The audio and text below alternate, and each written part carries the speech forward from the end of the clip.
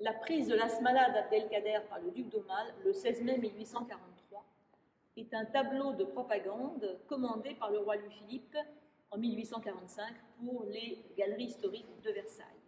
Le roi Louis-Philippe entend ainsi commémorer la victoire menée par son fils sur la capitale ambulante de l'émir Abdelkader. Situons le contexte. On est pendant les guerres de colonisation de l'Algérie. Le duc d'Aumale, qui a débarqué en Algérie en 1840, qui a eu la Légion d'honneur à la pointe de l'épée au moment d'un épisode aux côtés de son frère, le duc d'Orléans, est à la tête des cavaliers français et depuis 15 jours, il recherche dans le sud algérien l'Asmala d'Abdelkader, cette capitale ambulante où l'émir regroupe sa famille, ses proches, mais aussi tous ses biens personnels, esclaves, troupeaux, tout ce qui fait la fortune d'un prince arabe errant dans le désert, de place en place, et dont l'Asmala va camper, donc, notamment près des points d'eau, naturellement. Le duc d'Aumale et ses cavaliers sont prêts à renoncer. Ils n'ont pas trouvé Abdelkader, ils n'ont pas trouvé les cavaliers, ils cherchent de l'eau. Et en envoyant un émissaire algérien, faisant partie des troupes françaises, aux sources de Taguin, l'émissaire revient affolé. La capitale est en train de s'installer aux sources de Taguin.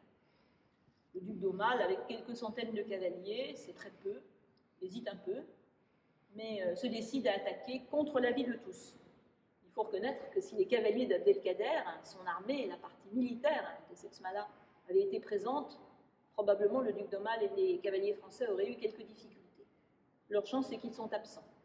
Et donc, avec quelques centaines de cavaliers, le duc d'Aumale va très facilement, en quelques heures, s'emparer de cette Asmala, donc ce qui fait la force de l'émir Abdelkader, commandeur des croyants, qui est alors à la tête de la révolte algérienne contre la colonisation française.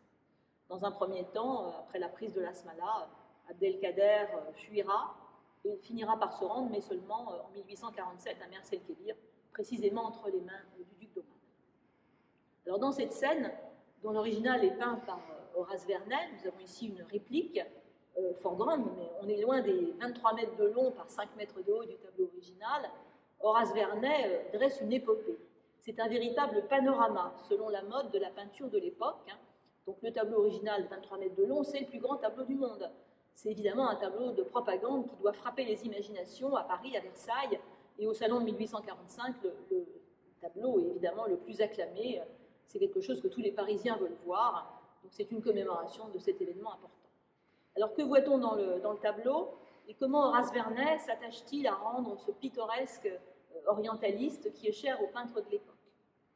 Horace Vernet, on le sait, était directeur de la Villa Médicis, de l'Académie de France à Rome, lorsqu'une première fois, le roi Louis-Philippe l'avait envoyé peindre les chefs arabes réunis en tribu, tableau qui fait partie des collections de Chantilly, qui est aujourd'hui au milieu de la galerie de peinture. Dans cette peinture, très longue, très grande, Horace Vernet oppose le côté organisé, en rang serré, on voit les cavaliers s'avancer avec le duc d'Aumale sur son fier destrier, grand cheval blanc. On sait que ce n'est pas du tout un cheval de la sorte que montait le duc d'Aumale.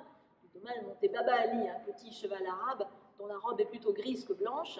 Là, on a effectivement une reprise de la tradition picturale française qui veut que le chef militaire soit monté sur un cheval blanc de grande dimension avec en général une plume blanche au chapeau. C'est le cas dans les tableaux des XVIIe et XVIIIe siècles. Donc le côté très organisé de l'armée française fait écho en parallèle à l'aspect complètement désorganisé, paniqué des Algériens, donc pris au saut du lit, au réveil. Ils sont en train de s'installer, c'est le petit matin, quand l'armée française débarque, c'est la panique. On voit des femmes algériennes qui sont hissées sur des chameaux, dans des espèces de selles aménagées pour qu'on ne puisse pas les voir, qui tombent de ces chameaux. Enfin, c'est la panique absolue. Les enfants du beau-frère d'Abdelkader se réfugient auprès de leurs parents, terrorisés. Les gens fuient de tous côtés. C'est la panique totale.